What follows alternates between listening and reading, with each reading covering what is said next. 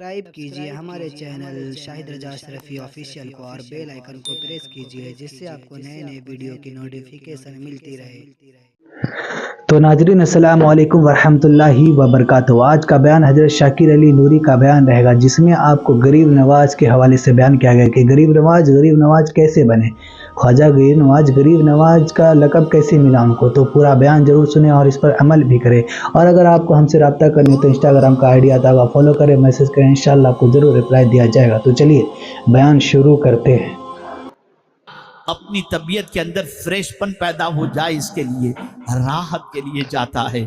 پہلے انگور کے باغ سے دلچسپی تھی، لیکن ایسا نواز دیا گیا کہ اب صرف ایسی چیز ہی میں نصیب نہیں ہوئی، اور ایسی چیز ہی کو خواجہ صاحب نے باغ نہیں بنایا جس سے دنیا سنور جائے، بلکہ خواجہ صاحب نے قرآن کو اپنا باغ بنا کر کے بتا دیا کہ دنیا کا ٹینشن ہو تب بھی قرآن سے حل ہو جائے گا، اور آخرت کا بھی ٹینشن ہو تو قرآن سے حل ہو جائے گا۔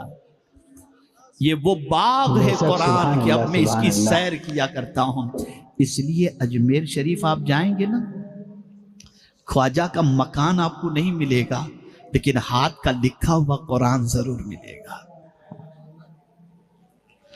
تو ایک بزرگ ایک چیز اور سمجھ میں آئی، اللہ والوں کی خدمت سے بہت کچھ ملا کرتا ہے۔ خواجہ صاحب نے پہلے خدمت کی، اب جب وہ مقام نصیب ہو گیا، محبت الہی اور محبت رسول کے جذبے سے سرشار ہو گئے،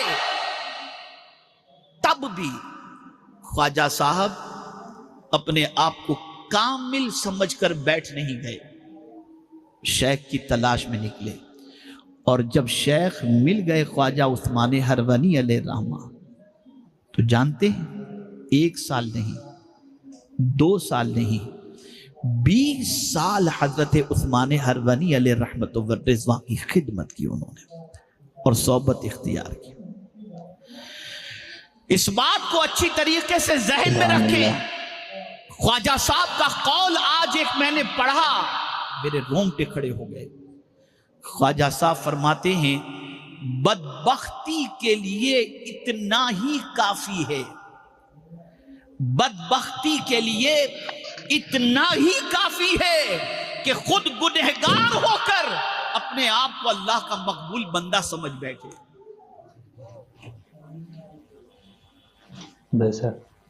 گنہگار ہو کر اپنے آپ کو اللہ کا مقبول سمجھ بیٹھے، بدبختی کے لیے اتنا ہی کافی۔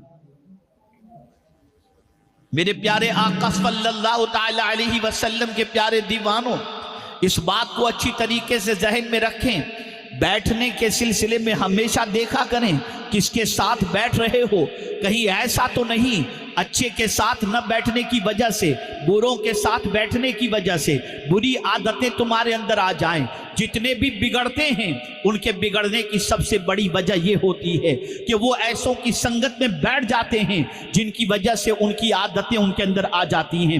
آپ ذرا دیکھو، اللہ والوں کی صحبت اختیار کرو گے تو اچھی عادتیں آ جائیں گی، قرآن پڑھنے کا جذبہ پیدا ہوگا، رسول اعظم کی محبت پیدا ہوگی، علم حاصل کرنے کا جذبہ پیدا ہوگا، عمل بالاخلاص کا جذبہ پیدا ہوگا۔ اب آئیے ایک حدیث مبارکہ رسول اعظم صلی اللہ علیہ وسلم کی آپ کی سماعتوں کے حوالے کروں تاکہ آپ محسوس کر سکیں کہ بیٹھنا کہاں چاہیے۔ آج کے بعد جہاں صحبت اختیار کرنی ہو وہاں یہ 3 چیزیں دیکھ لیا کرو کہ مصطفیٰ جان رحمت صلی اللہ علیہ وسلم نے کن لوگوں کی صحبت اختیار کرنے کے بارے میں فرمایا۔ حضرت حسن رضی اللہ تعالیٰ عنہ فرماتے ہیں، آقا کریم صلی اللہ علیہ وسلم نے فرمایا، بڑوں کے پاس بیٹھا کرو۔ توجہ چاہوں گا، کن کے پاس بیٹھا کرو؟ بڑوں کے پاس۔ چھوکروں کی سنگت سے کچھ ملنے والا نہیں، اور ماں سے مسائل پوچھا کرو تاکہ تمہارے اندر خوبیاں پیدا ہو سکیں، تمہارے اندر انقلاب پیدا ہو سکے۔ خواجہ صاحب کی زندگی کے اندر انقلاب پیدا ہوا۔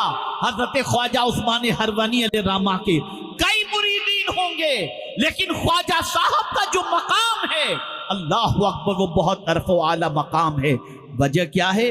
20 साल लगाए सोहबत के अंदर, मकाम व मर्तबे की बुलंदी पर फाइज होने के बाद, और मामूली मकाम नहीं, इतने बड़े मकाम तक अल्लाह ने उन्हें पहुंचा दिया उनके शेख की वजह से कि बारगाहे रसूल सल्लल्लाहु अलैहि वसल्लम में जब हजरत ख्वाजा गरीब नवाज सलाम पेश करते हैं तो मुस्तफ़ा जाने रहमत सल्लल्लाहु अलैहि वसल्लम का मदार अक़दस से जवाब आता है, व अलैकुस सलाम या सुल्तान अल हिंद।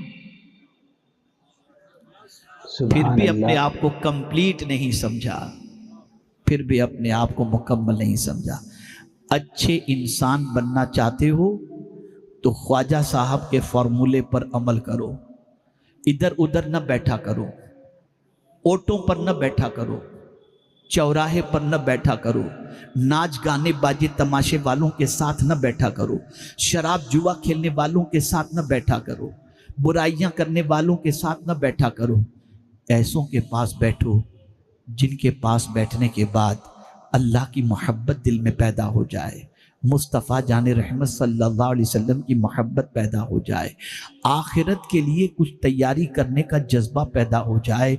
आप सोचो, जिस मौलाए कायनात को रसूल आज़म सल्लल्लाहु अलैहि वसल्लम ने अपनी दुख्तरे नेक अख्तर अता फरमा दी, उस मौलाए कायनात के बारे में आप सोचो। ये सोहबत पाई थी मदीने के ताजदार सल्लल्लाहु अलैहि वसल्लम की। एक सहाबी फरमाते हैं कि इतने ऊंचे मकाम के बावजूद मैंने मेहराब के अंदर हजरत मौलाए कायनात को इस तरह से बिलखते हुए और रोते हुए देखा जैसे किसी को कोई सांप डंक मारे और आदमी रोता है और बिलखता है। इस तरह से मौलाए कायनात को रोते हुए देखा और फिर रोते हुए अपनी दाढ़ी के बाल को पकड़ के अर्ज करते थे, मौला सफर बड़ा लंबा है लेकिन ज़्यादा सफर मेरे पास कुछ भी नहीं। सफर बहुत लंबा है लेकिन ज़्यादा सफर मेरे पास कुछ भी नहीं। जो मुश्किल कुशा है और परवरदिगार जल्ल जलालहू के प्यारे हबीब सल्लल्लाहु अलैहि वसल्लम ने जिन्हें जन्नत की बशारत अता फरमाई, वो मौलाए कायनात खुद अपने लिए आखिरत के सिलसिले में फिक्रमंद होते हुए ये बता रहे हैं कि मेरे पास ज़्यादा सफर कुछ नहीं। मैं आपसे और अपने से पूछ रहा हूं, क्या है हमारे पास आखिरत के लिए, क्या है? और थोड़ा सा जहन पे जोर दो और थोड़ा गौर करो। हमारी सोहबत में बैठकर हमारा बच्चा भी नहीं सुधर पाता। हम ऐसे निकम्मे, हमारी सोहबत में बैठकर हमारा बच्चा भी नहीं सुधर पाता।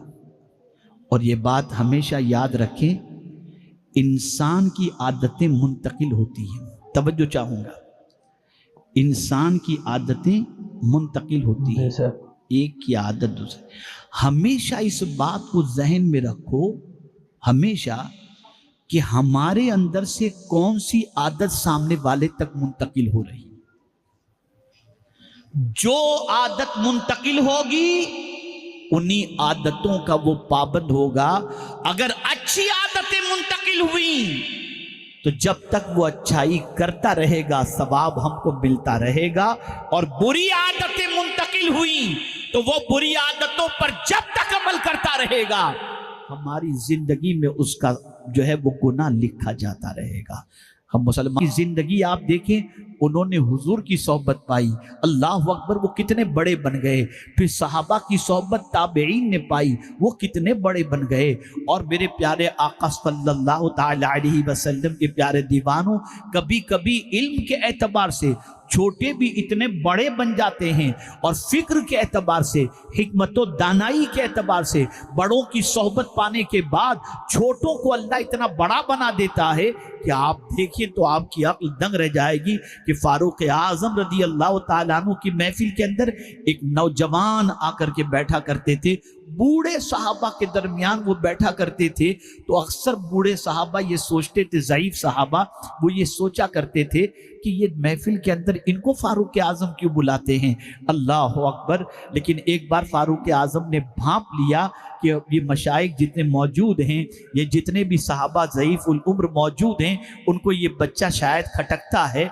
तो एक सवाल फारूक आज़म ने महफिल के अंदर मौजूद बड़े सहाबा से पूछ लिया, तो बड़े सहाबा ने अपने एतबार से जवाब दिया, और फिर फारूक आज़म रदी अल्लाह तआला अन्हु ने उस नौजवान सहाबी से पूछा जो उम्र में सबसे कम थे, जो जवाब उन्होंने अता फरमाया, तो फारूक आज़म ने सारे सहाबा से पूछा, बताओ इनके जवाब के बारे में तुम्हारा क्या ख्याल है? तो सब ने यही कहा, इनका जवाब ही सबसे ज्यादा सही नजर आ रहा है। तो ऐसे भी लोग हों जो इल्म के एतबार से बड़े हों, भले उम्र में छोटे हों, किरदार के एतबार से बड़े बड़े हों, भले उम्र के अंदर छोटे हों, आप उनकी सोहबत इख्तियार करो।